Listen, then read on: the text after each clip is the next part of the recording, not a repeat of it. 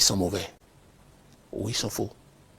À ceux-là, toute l'opposition est mauvaise et veut l'empêcher de travailler. Le clergé est mauvais. Le président Soglo est mauvais. Le président Mbeki est mauvais. La société civile est mauvaise. Les syndicats sont mauvais. Vous ne voyez pas que c'est trop?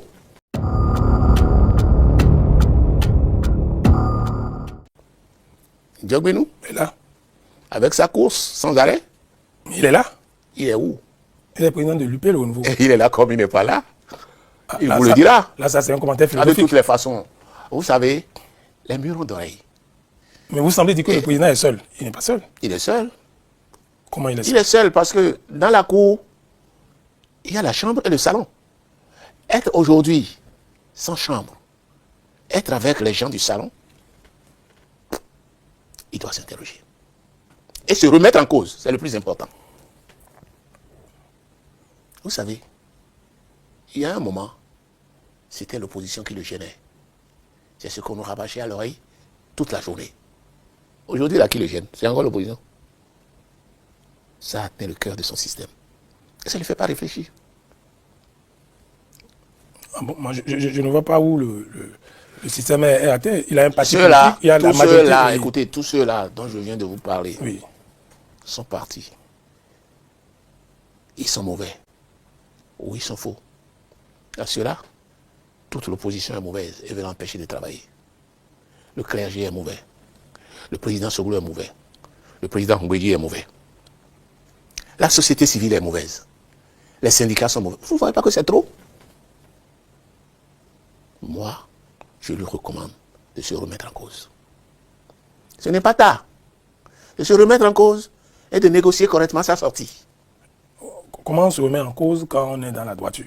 Comment on va se remettre en cause? Est-ce que les personnalités dont vous avez cité malgré les tout noms, ce que je vous ai cité là, vous pensez qu'il est dans la droiture et que c'est ceux-là qui ne dans sont la pas dans la rigueur, droiture? il est dans la rigueur. La rigueur? C'est la rigueur. Ah bon? Oui. Bon, les faits parlent d'eux-mêmes. C'est Toutes quoi les les faits? personnalités dont vous avez cité là. Est-ce que c'est un matin comme ça, de coup d'humeur, qu'on a dit qu'ils se sont séparés ou du moins qu'il n'y a plus de... Il y a des faits. Les faits sont là, les faits sont têtus. Vous ne voyez pas, Président? Et les faits qui sont têtus là, ce sont que les faits qui l'avantagent. Ce que les autres disent, ce n'est rien. La nation, c'est lui et lui seul. C'est ça.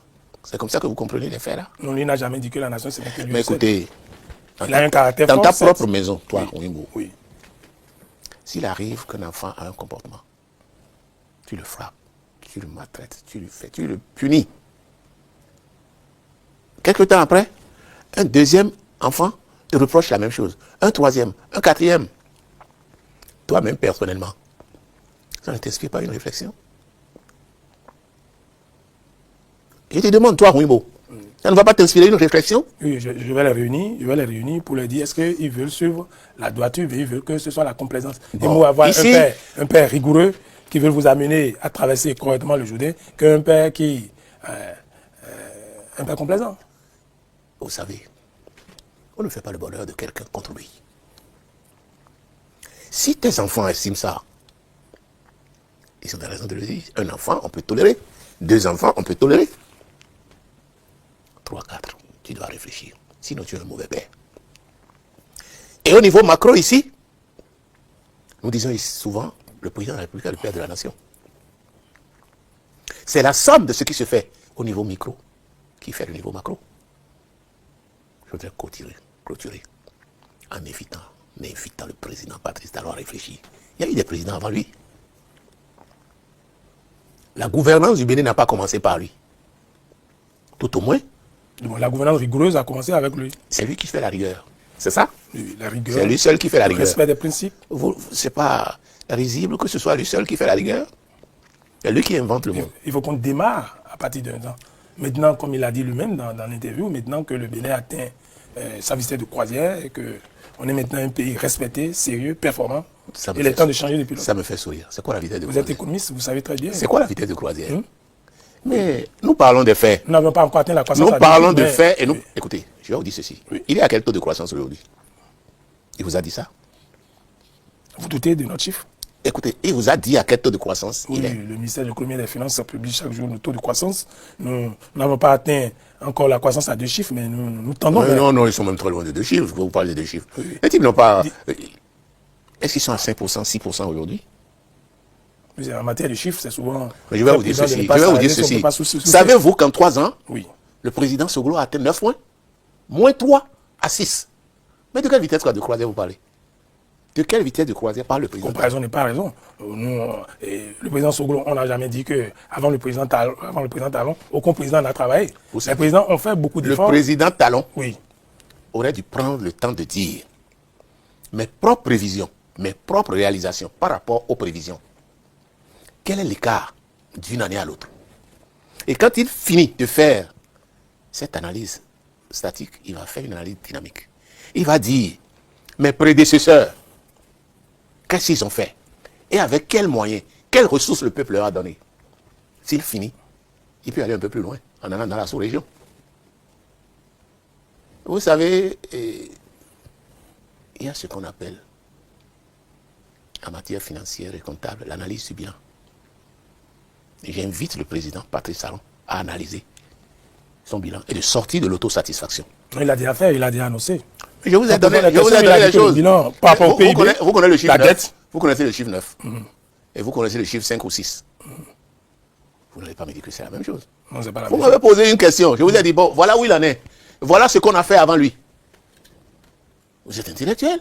Il n'y a même pas de débat autour de ces questions-là. C'est le jour et la nuit.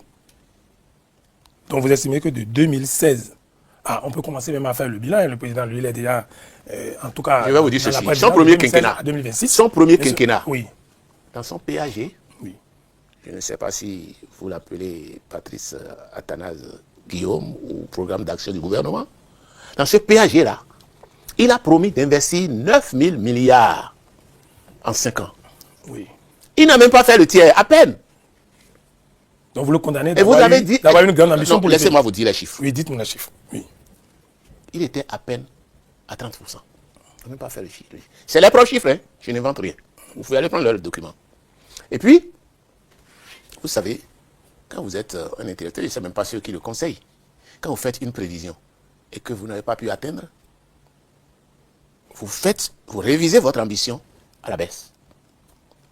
Mais les 5 ans qui ont suivi, ils ont dit 12 000 milliards.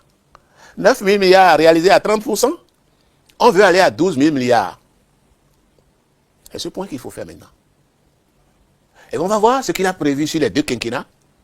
Qu'est-ce qu'il a réalisé? On commence par là. Les Cotonois, à qui il a promis pendant son premier quinquennat 600 km de pavés, et n'a atteint que 200, ne vont pas dire ce que vous dites là. C'est une question de chiffres. Ceux qui sont à Cotonou? Je dis les Cotonois. Oui, bon. Il a promis de mettre 600 km de pavés à Cotonou. Ça, c'est pavé. Il n'en a fait que 200. Mais non, et ceux qui passent sur des goudrons, ils constatent que Qu'est-ce que c'est vous avez? asphaltage. Qu'est-ce que vous appelez goudron? Oui, C'est asphaltage. les pavés, ils appellent asphaltage en fait. C'est quoi le goudron là? Le goudron, quels sont les goudrons? Dites-moi. Dites-moi honnêtement. Oui, Quand vous partez du carrefour La Béninoise, oui. j'allais même dire c'est Mekodi, jusqu'à Godomé Carrefour,